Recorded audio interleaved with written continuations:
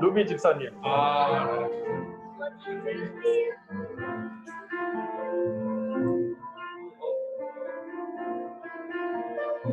여기 안녕하세요 하니까 청소년이네.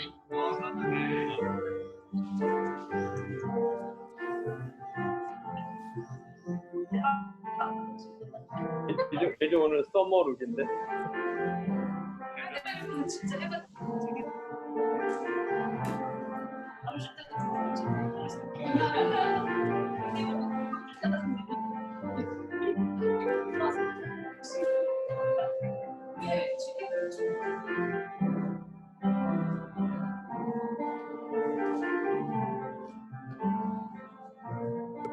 소리가 안 들렸네 지금까지. 이제 좀 들릴 거예요.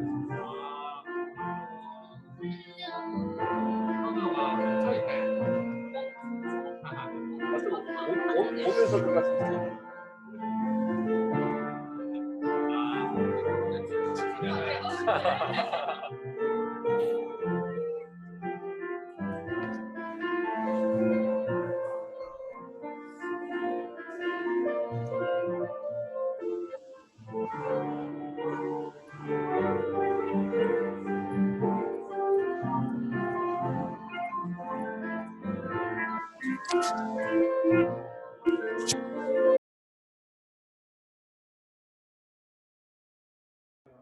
부활의 생명을 소망하며 함께 예배를 드리겠습니다. 모두 자리에서 일어나십시오.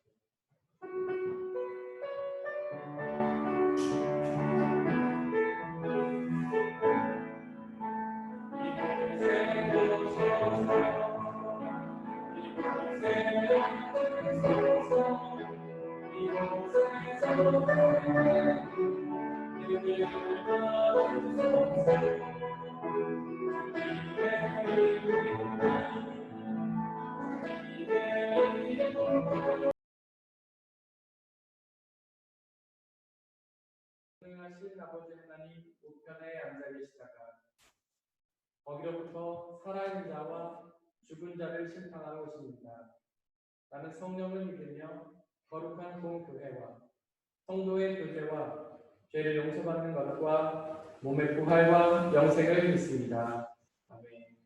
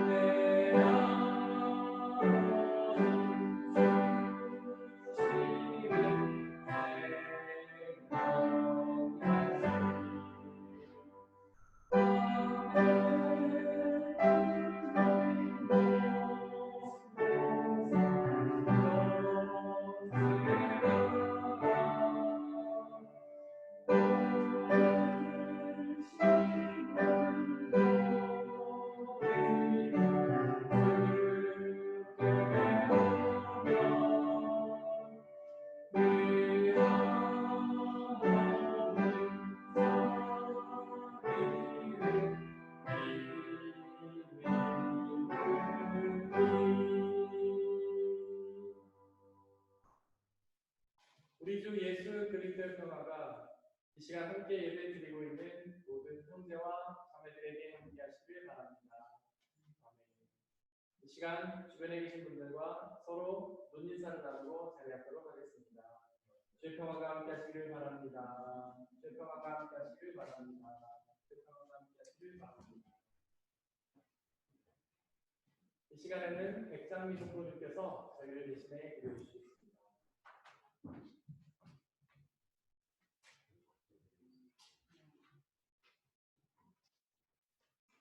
사랑하는 주님, 저희에게 완전한 사랑을 주시고 지켜주시니 감사합니다.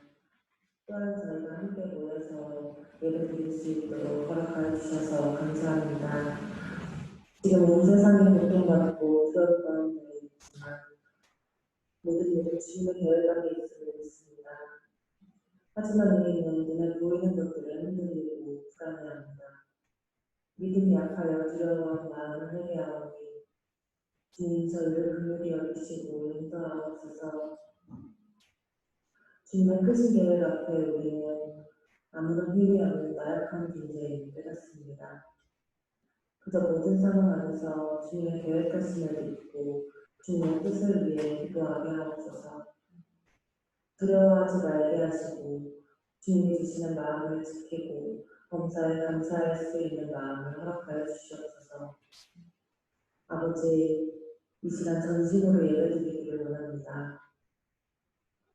우리가 비록 모두가 한 장소에 모이지는 못하였지만 각 처소에서 드리는 모든 예배를 주님께서 기쁘게 받아주시옵소서. 말씀을 전할 목사님께도 성령을 더하여 주시사 상처가 치유되며 두려움이 떠나가는 살아있는 주님의 말씀이 선포되게 하옵소서. 저희가 하나님의 진리의 말씀을 깨닫게 하시고 마음 깊이 말씀을 새겨 삶 속에서 해안이 있는 믿음으로 순종하게 하옵소서. 하나님께 받은 사랑과 은혜를 세상에 흘려보낼 수 있도록 넘치는 사랑과 은혜를 부어주시기를 소망합니다. 저희들에게 만나는 축복을 허락하시고 만나는 사람마다 복음을 전하는 입술이 되게 하옵소서. 우리의 삶을 통하여 오직 주님께서 홀로 영광을 받으시옵소서. 살아계셔서 역사하시며 우리의 구원 되시는 예수님의 이름으로 기도드립니다. 아멘.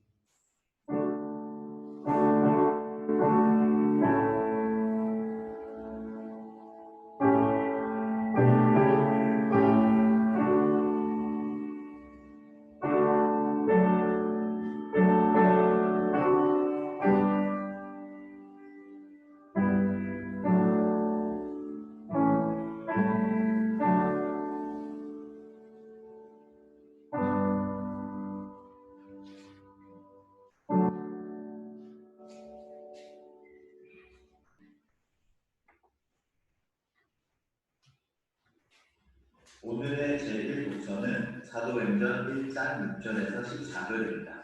모두 주님의 말씀을 들으십시오. 사도들이 한 자리에 모였을 때 예수께 여쭈었다. 주님께서 이스라엘에게 나라를 되찾아 주실 때가 바로 지금입니까? 예수께서 그들에게 말씀하셨다. 때나 시기는 아버지께서 아버지의 권한으로 정하시는 것이니 너희가 알 것 아니라. 그러나 성령이 너에게 내리시면 너희는 능력을 받고 예루살렘과 온 유대와 사마리아에서 그리고 마침내 땅 끝까지 이르러 내 증인이 될 것이다. 이 말씀을 하신 다음에 그가 그들이 모르는 앞에서 등으로 올려가시니 구름에 쌓여서 보이지 않게 되었다. 예수께서 떠나가신 때에 그들이 하늘을 쳐다보고 있는데 갑자기 흰 옷을 입은 두 사람이 그들 곁에 서서 갈릴리 사람들아, 어찌하여 하늘을 쳐다보면서 서 있느냐? 너희를 떠나서 하늘로 올라가신 이 예수는 하늘로 올라가시는 것을 너희가 본 그대로 오실 것이다 하고 말하였다. 그리고 나서 그들은 올리브산이라고 하는 산에서 예루살렘으로 돌아갔다. 그 산은 예루살렘에서 가까워서 안식일에도 걸을 수 있는 거리에 있다. 그들은 성 안으로 들어가서 자기들이 묵고 있는 다락방으로 올라갔다. 이 사람들은 베드로와 요한과 야고보와 안드레와 빌립과 도마와 바돌로메와 마태와 알페오의 아들 야고보와 열심당원 시몬과 야고보의 아들 유다입니다. 이들은 모두 여자들과 예수의 어머니 마리아와 예수의 동생과 함께 한 마음으로 기도에 있었다. 이것은 거룩하신 하나님의 말씀입니다.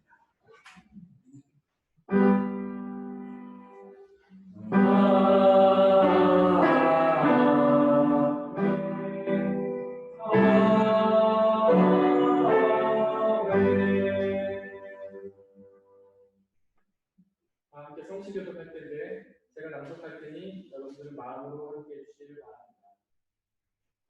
하나님이 일어나시니 원수들은 흩어지며 주를 미워하는 자들은 주 앞에서 도망하리이다.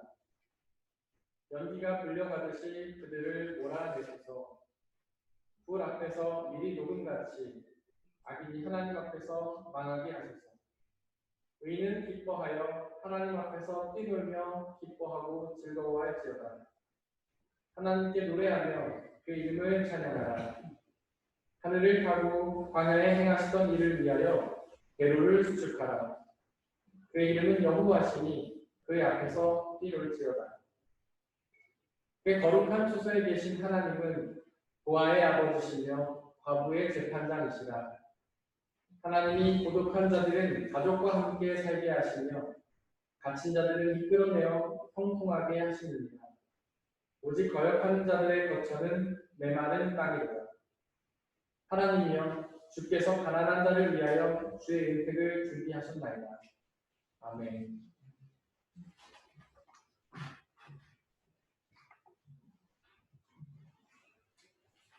오늘의 제2 독서는 베드로전서 4장 12절에서 14절, 5장 6절에서 11절입니다. 모두 주님의 말씀을 들으십시오. 사랑하는 여러분, 여러분을 시험하려고 시련의 불길이 여러분 가운데 일어나도 무슨 이상한 일이나 생긴 것처럼 놀라지 마십시오. 그만큼 여러분은 그리스도의 고난에 동참하는 것이니 기뻐하십시오. 그러면 그의 영광이 나타날 때에 여러분은 또한 기뻐 뛰며 즐거워하게 될 것입니다. 여러분이 그리스도의 이름으로 모욕을 당하면 복이 있습니다. 영광의 영, 곧 하나님의 영이 여러분 위에 머물러 계시기 때문입니다. 그러므로 여러분은 하나님의 능력의 손 아래로 자기를 낮추십시오. 때가 되면 하나님께서 여러분을 높이실 것입니다. 여러분의 걱정은 모두 하나님께 맡기십시오. 하나님께서는 여러분을 돌보고 계십니다. 정신을 차리고 깨어 있으십시오. 여러분의 원수 악마가 우는 사자같이 삼킬 자를 찾아 두루다닙니다. 믿음에 굳게 서서 악마를 맞서 싸우십시오. 여러분도 아는 대로 세상에 있는 여러분의 형제 자매들도 다 같은 고난을 겪고 있습니다. 모든 은혜를 주시는 하나님, 곧 그리스도 안에서 여러분을 자기의 영원한 영광에 불러들이신 분께서 잠시 동안 고난을 받는 여러분을 친히 온전하게 하시고 굳게 세워주시고 강하게 하시고 기초를 튼튼하게 하여 주실 것입니다. 권세가 영원히 하나님께 있기를 빕니다. 아멘. 이것은 거룩하신 하나님의 말씀입니다. 오늘의 제3독서는 요한복음 17장 1절에서 11절입니다. 모두 주님의 말씀을 들으십시오. 예수께서 이 말씀을 마치시고 눈을 들어 하늘을 우러러보시고 말씀하셨다. 아버지, 때가 왔습니다. 아버지의 아들을 영광되게 하셔서 아들이 아버지께 영광을 돌리게 하여 주시옵소서. 아버지께서는 아들에게 모든 사람을 다스리는 권세를 주셨습니다. 그것은 아들로 하여금 아버지께서 그에게 주신 모든 사람에게 영생을 주게 하려는 것입니다. 영생은 오직 한 분이신 참 하나님을 알고 또 아버지께서 보내신 예수 그리스도를 아는 것입니다. 나는 아버지께서 내게 하라고 맡기신 일을 완성하여 땅에서 아버지께 영광을 돌렸습니다. 아버지, 창세 전에 내가 아버지와 함께 누리던 그 영광으로 나를 아버지 앞에서 영광되게 하여 주시옵소서. 나는 아버지께서 세상에서 택하셔서 내게 주신 사람들에게 아버지의 이름을 드러냈습니다. 그들은 본래 아버지의 사람들인데 아버지께서 그들을 나에게 주셨습니다. 그들은 아버지의 말씀을 지켰습니다. 지금 그들은 아버지께서 내게 주신 모든 것이 아버지께로부터 온 것임을 알고 있습니다. 나는 아버지께서 내게 주신 말씀을 그들에게 주었습니다. 그들은 그 말씀을 받아들였으며 내가 아버지께로부터 온 것을 참으로 알았고 또 아버지께서 나를 보내신 것을 믿었습니다. 나는 그들을 위하여 빕니다. 나는 세상을 위하여 비는 것이 아니고 아버지께서 내게 주신 사람들을 위하여 빕니다. 그들은 모두 아버지의 사람들입니다. 나의 것은 모두 아버지의 것이고 아버지의 것은 모두 나의 것입니다. 나는 그들로 말미암아 영광을 받았습니다. 나는 이제 더 이상 세상에 있지 않으나 그들은 세상에 있습니다. 나는 아버지께로 갑니다. 거룩하신 아버지께서 내게 주신 아버지의 이름으로 그들을 지켜주셔서 우리가 하나인 것 같이 그들도 하나가 되게 하여 주시옵소서. 이것은 거룩하신 하나님의 말씀입니다.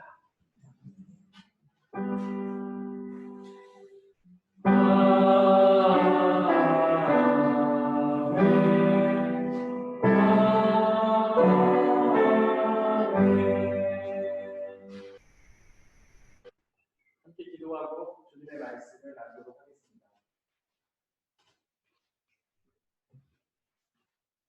우리를 사랑하시는 하나님, 이 시간 험하고 힘든 세상을 살다가 주님의 말씀을 기대하며 이 자리에 나왔습니다. 이 영혼들을 축복하여 주시고 이 시간 하나님의 말씀으로 말씀하여 주셨소서. 하나님의 말씀은 살았고 운동력이 있어서 우리의 모든 심령과 골수를 쪼개며 우리의 아픔을 치유하고 우리의 무너진 희망들을 다시금 세워주며 이 세상을 승리할 비결을 알려주신 줄을 믿사오니 자, 그 말씀으로 우리를 치유하여 주시고 회복시켜 주시고 또한 그 말씀을 통하여 영원한 생명의 은혜를 누릴 수 있도록 은혜 내려 주시옵소서. 성령 하나님 이 자리에 함께 계신 줄을 믿습니다. 저희 모두를 붙잡아 주셔서 하나님의 말씀이 온전히 선포되게 하시고 우리가 그 말씀에 우리의 모든 집중을 모으게 하여 주시고 그 말씀만 살아서 역사하는 귀한 은혜의 시간 될 수 있도록 역사해 주옵소서.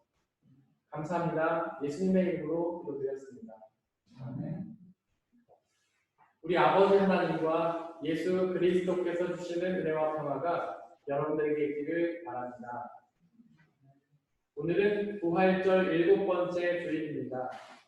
예수님의 부활을 기억하고 그렇게 부활하게 되기를 소망하는 주일이죠. 과연 그렇게 부활을 소망하는 사람들은 이 세상에서 어떠한 삶을 살아야 할까요? 우리는 복음을 믿는 사람들입니다. 혹시 복음이라는 단어가 정확하게 무슨 뜻인지 아십니까? 바로 기쁜 소식이라는 뜻입니다. 즉, 복음은 우리를 기쁘게 하는 소식입니다. 과연 그 복음이 무엇이기에 우리를 기쁘게 하는 걸까요? 어떤 분들은 성경 말씀 전체를 복음이라고 생각하시는데요. 사실 성경 말씀들 중에서 특별히 예수님에 관한 말씀들만을 복음이라고 부릅니다. 그래서 마태복음, 마가복음, 누가복음, 요한복음처럼 예수님의 이야기를 기록한 책들만을 복음서라고 부르죠. 그 이유는 바로 예수님이 주시는 구원만이 우리에게 참된 기쁨이 되기 때문입니다. 그 복음의 핵심은 예수님의 죽음과 부활입니다. 그분의 죽음으로 인해 우리의 죄가 다 사해졌고 그분의 부활로 인해 우리의 영원한 생명이 이루어졌기 때문입니다. 즉 예수님의 죽음과 부활로 인해 우리가 구원이라는 참된 기쁨을 누리게 되었기 때문입니다. 오늘의 일독서 사도행전 1장 9절에 보니까 부활의 예수님이 하늘로 들려 올라가십니다. 즉 승천하신 것이죠. 성경에서 하늘은 바로 하나님 나라를 의미하는데요. 즉 예수님은 지금 하나님 나라에 들어가신 것입니다. 그리고 그 하나님의 나라에서 하나님과 함께 영원한 생명을 누리고 계시죠. 우리도 그 예수님처럼 될 것입니다. 언젠가는 죽겠지만 부활하고 승천하여서 하나님 나라에 들어가 영원한 생명을 누리게 될 것입니다. 그런데 여러분들, 그때 그 승천을 바라보던 제자들의 마음이 얼마나 당황스러웠을까요? 죽으셨을 때는 절망스러웠지만 그래도 부활하셔서 마음이 기쁘고 반갑지 않았을까요? 그런데 그 예수님이 또다시 하나님 나라로 올라가시다니 그들이 얼마나 두렵고 불안했겠습니까? 이렇게 험한 세상에서 그들을 지켜줄 존재가 아무도 없었잖아요. 핍박과 고난이 가득한 이 세상에서 고아처럼 혼자 살아야만 했잖아요. 게다가 9절은 그 예수님이 구름에 쌓여서 보이지 않게 되었다고 기록하는데요. 이제 예수님은 그 제자들의 시야에서 사라져서 더 이상 볼 수 없게 된 것입니다. 설상가상이네요. 예수님이 멀리 가신 것도 불안한 일인데 이제 볼 수조차 없게 되었다. 그들의 두려움과 불안함이 더욱 커지지 않았겠습니까? 혹시 여러분들도 이와 비슷한 감정을 느끼시는 건 아닙니까? 예수님을 보고 싶다고 아무리 간절히 부르짖어도 볼 수 없지는 않으십니까? 오해는 마십시오. 여러분들이 예수님을 볼 수 없는 이유는 여러분들의 믿음이 부족해서도 아니고 기도가 부족해서도 아닙니다. 예수님을 볼 수 없는 이유는 우리의 죄가 많아서도 아니고 악해서도 아닙니다. 또한 예수님이 여러분들을 사랑하지 않아서도 아닙니다. 그것은 당연한 일입니다. 단지 여러분뿐 아니라 이 세상 그 누구도 예수님을 볼 수는 없습니다. 왜냐하면 그 예수님은 구름에 쌓여져 가려지셨기 때문입니다. 10절에 보니까 제자들은 그렇게 예수님이 올라가신 하늘을 넋놓고 쳐다보고 있었습니다. 아마도 두려움과 불안함에 사로잡혀서 어찌할 바를 몰랐겠죠. 예수님이 다시 오셔서 그들과 함께 계시며 그들을 지켜 보호해 주시기를 간절히 기대했을지도 모르겠습니다. 그런데 11절에 보니까 흰옷을 입은 천사 2명이 나타나서 그 제자들에게 왜 하늘을 쳐다보면서 서 있냐고 책망하는데요. 즉 이제 하늘은 그만 쳐다보라는 뜻입니다. 하늘이 아니라 땅을 쳐다보라는 뜻이죠. 바로 이 세상을 쳐다보라는 뜻입니다. 바로 이 세상에서의 삶을 성실히 살아가라는 뜻이죠. 그렇습니다. 우리 그리스도인들은 하나님 나라에만 관심을 둘 것이 아니라 바로 이 세상의 나라에도 관심을 두어야 합니다. 예수님은 우리에게 세상의 빛과 소금이 되라고 말씀하시지 않았습니까? 오해는 마시길 바랍니다. 하늘은 전혀 보지 말고 오직 땅만 보라는 말씀은 아닙니다. 하늘만 쳐다보지 말고 땅도 바라보라는 말씀입니다. 바로 이 세상에서 예수님을 온전히 믿고 또 그분의 뜻에 순종하라는 말씀입니다. 바로 여러분들의 가정과 일터와 학업에서 말이죠. 그런데 여러분들, 도대체 왜 예수님은 그 제자들을 하나님 나라로 같이 데려가지 않으시고 이 세상에 남겨두셨을까요? 예수님은 그들을 사랑하셨잖아요. 그들을 사랑하셔서 그들을 구원하시기 위해 자기 목숨까지 던지셨잖아요.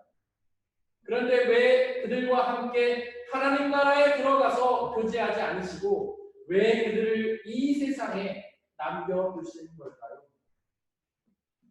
그 이유는 바로 일독서 8절에 기록하듯 그들이 이 세상에서 예수님의 증인이 되기를 원하셨기 때문입니다. 바로 이 세상에 남아서 예수님의 증인이 되어서 그분의 죽음과 부활을 그들의 이웃들에게 전하기를 원하셨기 때문입니다. 아직 이 세상에는 예수님의 복음을 모르는 사람들이 너무나 많지 않습니까? 우리의 주변에도 예수님의 복음을 알지 못하는 사람들이 너무나 많잖아요. 그렇게 복음을 듣지 못하면 그들은 구원을 얻을 수 없지 않습니까? 그래서 예수님은 그들을 구원하시기 위해 제자들을 바로 하나님 나라로 데려가시지 않고 이 세상에 남겨두시는 것입니다. 우리를 이 세상에 남겨두신 이유도 그와 같습니다. 그저 즐기며 놀라고 남겨두신 것이 아닙니다. 그저 높이 올라가고 많이 모으라고 남겨두신 것이 아닙니다. 바로 예수님의 복음을 전하는 증인으로 삼으시기 위해 이 세상에 남겨두신 것이죠. 하지만 이 세상은 너무 위험하지 않습니까? 이독서 8절에 기록된 것처럼 우리의 원수 악마가 우는 사자와 같이 삼킬살을 찾아서 두루 다니고 있잖아요. 바로 사탄이 우리를 삼키기 위해 우리를 유혹하고 공격하고 있지 않습니까? 그 사탄에 넘어가면 우리는 구원을 얻을 수가 없잖아요. 그렇게 우리는 구절에 기록된 것처럼 바로 그 악마와 맞서 싸워야 하는 것입니다. 하지만 그 악마는, 그 사탄은 너무 대단한 존재가 아닙니까? 그러나 우리는 너무나 연약한 존재잖아요. 싸워봐야 백전백패가 아니겠습니까? 그러면 도대체 우리는 어떻게 해야 합니까? 도대체 어떻게 그 악마와 싸우라는 말씀입니다. 예수님께서 주기도에서 바로 그 방법을 알려주셨는데요. 바로 우리는 악에서 건져달라고 기도해야 하는 것입니다. 요즘 참 많은 그리스도인들이 악에 빠집니다. 특히 크게 쓰임받던 하나님의 사명자들이 악에 빠지는 경우가 많습니다. 그들이 왜 그랬을까요? 그 이유는 바로 자신의 힘으로 사탄과 싸우다가 결국 졌기 때문입니다. 그 악에서 건져달라고 하나님께 간절히 기도하지 않았기 때문이죠. 혹시 사탄이 여러분들을 공격하고 유혹하십니까? 혹시 사탄이 여러분들을 믿음에서 떨어뜨리려고 여러분들을 흔들고 계십니까? 그렇다면 바로 그 순간에 엎드려 기도하시기를 바랍니다. 내 대신 사탄과 싸워달라고 하나님께 간절히 기도하시기를 바랍니다. 그 사탄의 공격은 우리에게 고난으로 다가옵니다. 저희는 지금 금요 집회 때마다 욥의 고난을 살펴보고 있잖아요. 그 욥의 고난이 어떻게 시작이 되었습니까? 바로 사탄의 시험에서 시작이 되었잖아요. 그런데 그 사탄이 왜 욥을 시험했지요? 바로 그가 믿음의 사람이었기 때문입니다. 그가 늘 죄에서 돌이켜 회개하고 하나님만 경외하고 섬겼기 때문에 사탄은 그의 믿음을 흔들기 위해 그를 시험했던 것입니다. 이처럼 하나님을 믿음으로 사는 사람들은 고난을 당하게 되는 것입니다. 그렇기에 이독서 12절에 기록된 것처럼 여러분들에게 시련의 불길이 즉 큰 고난이 닥치더라도 놀라지 마시기를 바랍니다. 오히려 24절에 기록된 것처럼 기뻐하시기를 바랍니다. 어떤 분들은 인생의 어려운 문제들을 만나면 그것이 고난이라고 생각하시는데요. 사실 인생의 문제들과 고난은 전혀 다른 것입니다. 우리의 인생의 문제들이 무엇입니까? 실패하거나 소유를 잃거나 건강을 잃는 것들 아니겠습니까? 시험에서 떨어지거나 사업이 망하거나 회사에서 잘리거나 친구에게 배신을 당하거나 불치병에 걸리는 것들이잖아요. 그런 문제들이 믿음과 상관이 있습니까? 아무런 상관이 없잖아요. 하나님을 믿는 사람도 이와 같은 일들을 겪고 하나님을 믿지 않는 사람들도 이와 똑같은 문제들을 겪잖아요. 즉 그것들은 믿음 때문에 당하는 고난이 아닌 겁니다. 그러나 고난은 바로 믿음 때문에 당하는 것입니다. 욥이 그랬던 것처럼 말이죠. 예수님이 그러셨던 것처럼 말입니다. 그 예수님은 하나님을 믿고 순종하다가 십자가에 달려서 고난을 당하시지 않았습니까? 그리고 사도들도 초대교회 성도들도 하나님을 믿고 그분의 뜻에 순종하다가 고난을 당하지 않았습니까? 그처럼 우리도 하나님을 믿고 그분의 뜻에 순종하면 고난을 당하게 됩니다. 여러 가지 불이익과 불편함, 비난과 핍박을 당하게 되죠. 그렇기에 믿음 때문에 고난을 당하더라도 놀라지 마시기를 바랍니다. 오히려 기뻐하시기를 바랍니다. 바로 그 고난이 우리에게 믿음이 있음을 증명해 주는 것이기 때문입니다.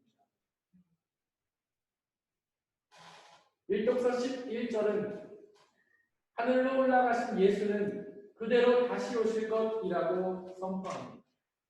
즉 하나님 나라로 올라가신 예수님은 그 모습 그대로 이 세상에 재림하실 것입니다.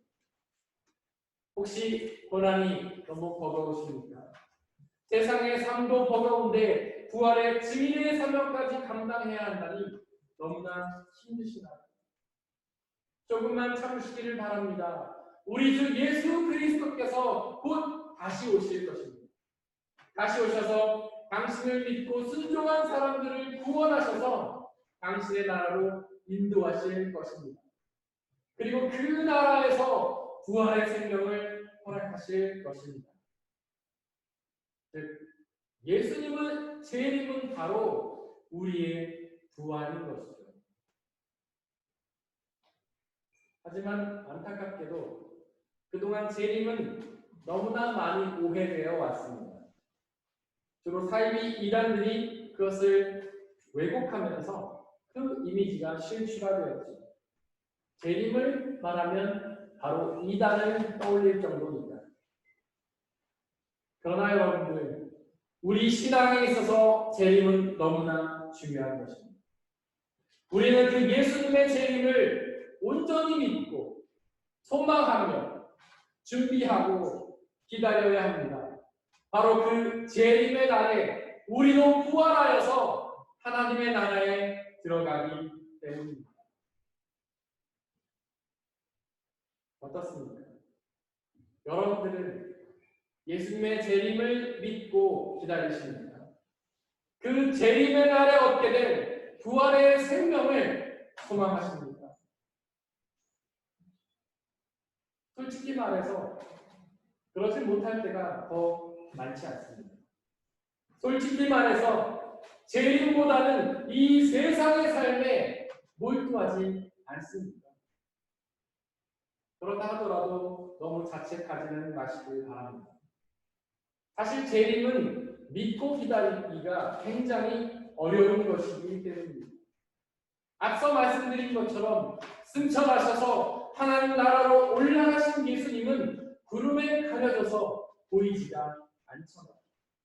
우리는 그 예수님을 경험할 수도 없고 느낄 수도 없잖아요. 그렇게 보이지 않는 예수님의 재림을 어떻게 확신 있게 기다릴 수가 있겠습니까? 보이지 않으면 마음도 멀어지잖아요. 그런데 여러분들, 일독서 14절을 보십시오. 재림을 기다리던 사람들이 무엇을 했습니까? 함께 모여서 한 마음으로 기도하지 않았습니까? 기도가 무엇입니까? 마태복음 6장 33절에 기록되는 것처럼 바로 하나님의 나라와 그분의 의를 구하는 거잖아요. 즉 기도는 우리의 마음을 하나님으로 가득 채우는 거잖아요. 그렇게 우리의 마음을 하나님으로 가득 채우면 예수님의 재림이 믿어지고 기다려지게 됩니다. 사랑하는 사람을 늘 마음을 두면 그 사람이 보고 싶어지지 않습니까? 한시라도 빨리 만나게 되기를 학수고대하게 되잖아요. 그처럼 우리의 마음 속에 예수님을 가득 집어넣으면 우리는 그분의 재림이 기다려지고 소망하게 되는 것입니다. 그런데 그렇게 기도하던 사람들에게 어떤 일이 벌어졌습니까? 바로 그 다음 장인 사도행전 2장에 기록하는 성령의 충만함을 받게 되잖아요. 그처럼 성령이 충만히 임하시면 예수님의 재림을 간절히 기다리게 되는 것입니다. 왜냐하면 사도행전 16장 7절에 기록된 것처럼 바로 성령은 예수님의 영이시기 때문입니다. 성령의 충만함을 통해 우리의 마음이 예수님으로 가득하면 그분의 재림을 믿고 기다리게 되는 것입니다. 사랑하는 성도 여러분들, 부활하여서 승천하신 예수님이 이제 곧 다시 오실 것입니다. 그 약속을 믿고 이 세상에서 그분의 부활을 증언하며 사시기를 바랍니다. 그러면 우리들뿐만 아니라 우리의 이웃들도 재림의 날에 그 부활의 생명을 누리게 될 것입니다.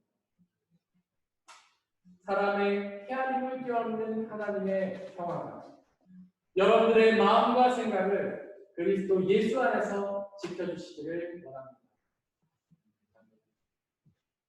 이 시간 선포된 말씀들을 돌이켜보면서 그 말씀을 마음에 새기고 그 말씀을 붙잡고 살아가기를 원한다고, 그 말씀에 순종하기를 원한다고 침묵 가운데 함께 기도하겠습니다.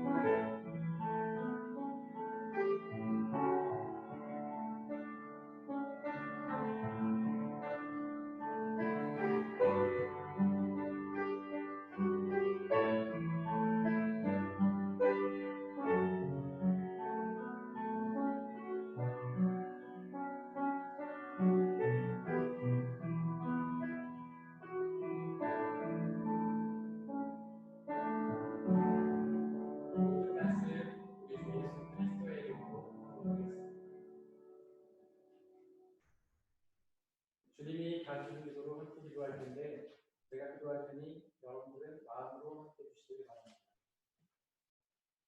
하늘에 계신 우리 아버지, 아버지의 이름을 거룩하게 하시며 아버지의 나라가 오게 하시며 아버지의 뜻이 하늘에서와 같이 땅에서도 이루어지게 하소서.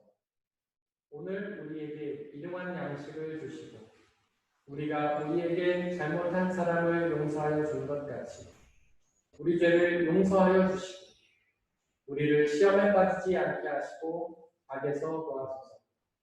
나라와 권능과 영광이 영원히 아버지의 것입니다. 아멘.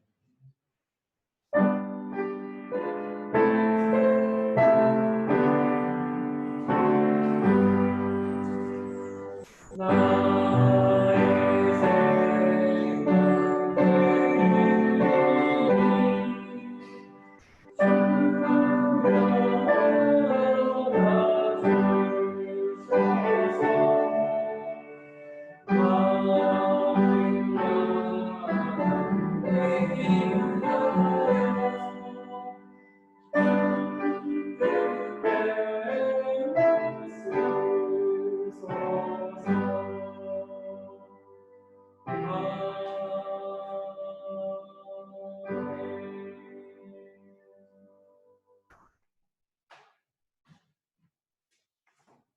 사랑하는 형제 자매 여러분들, 이제 여러분들을 성찬 예식으로 초대합니다. 성찬 예식은 하나님 나라 백성들의 기쁨의 잔치입니다.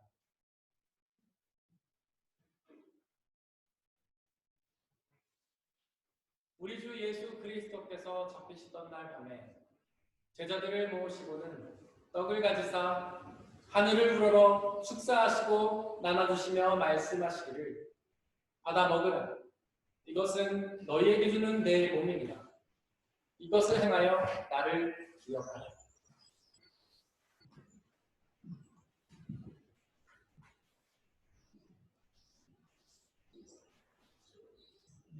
또한 예수께서는 잔을 가지사 하늘을 우러러 축사하시고 나눠주시며 말씀하시기를 받아 마시라. 이것은 너희의 죄를 사하기 위하여 흘리는 나의 피 곧 언약의 피이다.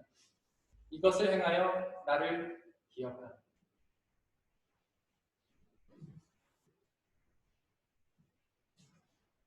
우리의 아버지 되신 하나님, 이 시간 간절히 기도하오니 당신의 영이신 성령 하나님을 이 떡과 포도주에 보내주시사 또한 이 자리에 함께한 모든 지체들에게 함께하여 주시사 우리가 이것을 먹고 마실 때마다 주께서 살아계셔서 우리와 함께 하심을 기억하게 하여 주옵소서. 또한 이것을 나눠 먹는 모든 사람들이 주님 안에 한 형제요 자매임을 기억하게 하여 주옵소서. 또한 이것을 행하면서 주님의 다시 오심을 간절히 기다리며 소망하게 하여 주옵소서. 이 시간 우리 주님께서는 저와 여러분들을 주님의 식탁으로 초대하십니다. 비록 이 시간 우리가 직접 행할 수는 없지만 이 성찬의 은혜가 여러분들과 함께 하시기를 간절히 바랍니다. 함께 중보의 기도를 드리도록 하겠습니다. 먼저 이 세상에 주님의 복음을 알지 못하는 많은 사람들이 있는데 그들 모두에게 주님의 복음이 전해져서 그들 모두가 하나님이 주시는 참된 구원의 은혜를 드리게 해달라고 기도해 주시기를 바랍니다. 또한 우리 교회 공동체를 위해서 기도해 주시기를 바랍니다. 우리 교회 공동체는 비록 부족한 사람들의 모임이지만 성령 하나님의 은혜로 함께해 주시다. 이 땅에 하나님 나라로 이루어 주시고 이 교회 공동체를 통해 주님의 복음이 온전히 선포되고 그 복음을 온전히 받아 누리며 또한 그 복음을 지역사회에 전하는 그 사명을 감당할 수 있도록 기도해 주시기를 바랍니다. 또한 옆에 있는 분들을 위해 기도해 주시기를 바랍니다. 그들 모두가 성령의 충만함을 통하여 우리의 마음속에 오직 예수 그리스도를 가진 체험으로 주님의 죽음과 부활을 온전히 믿고 그분의 다시 오심을 소망하며 그분이 다시 오시는 날 부활의 은혜를 받아 누릴 수 있도록 중보해 주시기를 바랍니다. 이 시간 함께 기도하겠습니다.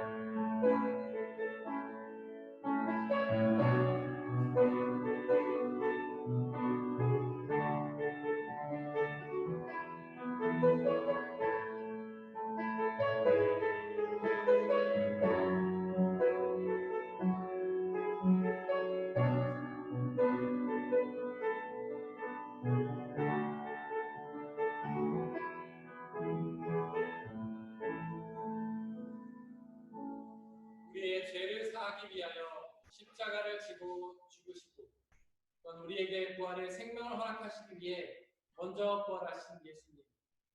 당신은 우리를 이 세상에 놔둔 채 하늘로 올라가셨음을 고백합니다. 우리를 이 세상에 놔두신 이유는 우리에게 부활의 증인이 되어서 그 부활의 복음을 우리의 이웃들에게 전하게 하심을 믿사오니 우리가 각자의 삶의 자리에서 주님의 부활의 증인이 되어 그 부활의 복음을 전하며 살아갈 수 있도록 역사하여 주셔서 그러나 하나님 우리에게는 그것 외에도 너무나 많은 인생의 짐들이 있습니다. 그것 하나만 감당하기도 어려울 때가 많사오니 하나님 은혜를 내려주시사 우리의 삶 속에서 우리에게 필요하고 적절한 은혜들을 내려주시고 또한 성령의 은혜를 함께하여 주시사 우리가 이 세상에서 주님의 부활을 전하며 살아갈 수 있는 은혜로 함께하여 주시옵소서. 우리의 힘과 지식과 지혜를 의지하는 것이 아니라 오직 예수 그리스도를 믿고 의지함으로 주님 주시는 힘을 통하여서 그 사명 감당할 수 있도록 은혜 주시기를 소망합니다. 이 시간 드려진 물질을 위해 기도합니다. 그것이 내 것이라고 우기지 않고 하나님께 드린 그 모든 손길들을 축복하여 주시고 하나님께의 삶을 통하여 더욱더 적절하고 필요한 은혜와 축복들로 함께하여 주시옵소서. 또한 이 물질이 오직 하나님의 나라와 영광만을 위해 쓰임받게 하여 주시고 이 물질이 쓰여지는 곳곳마다 하나님의 이름이 드러나며 복음이 전파되는 놀라운 역사로 은혜 내려 주시옵소서. 우리에게 가장 적절한 은혜를 날마다 때마다 채워주시는 하나님께 감사드리며 우리 주 예수 그리스도의 이름으로 기도드렸습니다.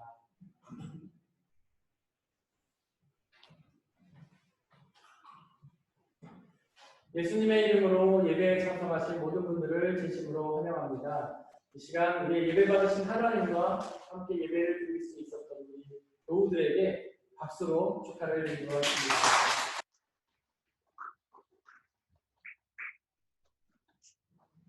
우리 감성 말씀 함께 읽어보도록 하겠습니다. 주복에 뒷면에 보시면 말씀 2개가 있는데요. 지난 한 주 동안 묵상했던 말씀 제가 읽어드리겠습니다. 영혼이 없는 몸은 죽은 것과 같이 행함이 없는 믿음은 죽은 것입니다. 야고보서 2장 26절 말씀. 아멘. 앞으로 한 주 동안 묵상해야 할 말씀 함께 읽어보겠습니다. 그러나 제가 읽겠습니다. 그러나 위에서 오는 지혜는 우선 순결하고 다음으로 평화스럽고 친절하고 온순하고 자비와 선한 열매가 풍성하고 편견과 위선이 없습니다. 정의의 열매는 평화를 이루는 사람들이 평화를 위하여 그 씨를 뿌려서 거두어드리는 열매입니다. 야고보서 3장 17절에서 18절 말씀. 아멘. 어린이부 예배는 학생부가 모두 개학하는 6월 10일부터 시작될 예정입니다.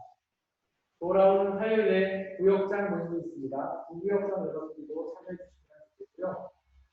온라인 앱 줍을 통해서 함께 하도록 하겠습니다. 성경 가족 대회는 5월 31일까지 진행됩니다. 저희가 메일을 통해서 나눠드린 성경 이렇게 체크하셔서 저에게 보내주시면 됩니다. 그리고 중요한 광고를 드리겠습니다. 여러분들 예배가 마치시고 퇴장하실 때 반드시 제 왼쪽에 있는 이 문을 이용해 주시기 바랍니다. 뒤에 있는 문은 예배가 마치자마자 폐쇄하도록 하겠습니다. 반드시 앞문을 통해서 퇴장해 주시기 바랍니다. 다음 주 한 주 동안 저희가 중보해야 될 곳은 독일 오이쿠스 선교회 그리고 서귀포 선교회 이기원 목사님이십니다. 다 함께 일어나셔서 171장 1절 따라하시고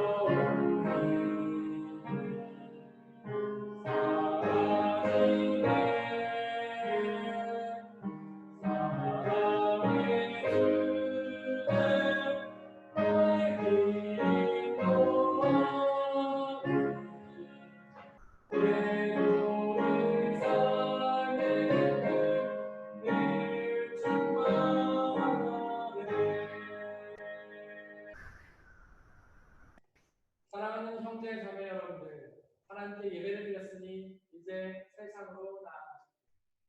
바로 그곳에서 부활하신 예수님이 다시 오실 것을 믿음으로 소망하며 그 소식을 이웃들에게 전하며 살아가시기를 바랍니다. 비록 우리의 삶이 쉽지는 않겠지만 우리와 항상 함께 하시는 성령님을 의지하고 그분이 주시는 평안함과 자유함에 거하시기를 바랍니다. 지금은 우리 주 예수 그리스도의 은혜와 하나님 아버지의 한이없으신 사랑하심과 성령님의 교제하심, 위로 인도 보호하심, 우리 모든 성도님들 머리머리 위에와 그들이 속한 가정과 학업과 일터와 그들이 만나는 모든 사람들 위해 지금부터 영원토록 함께하여 주시기를 간절히 축원하옵나이다.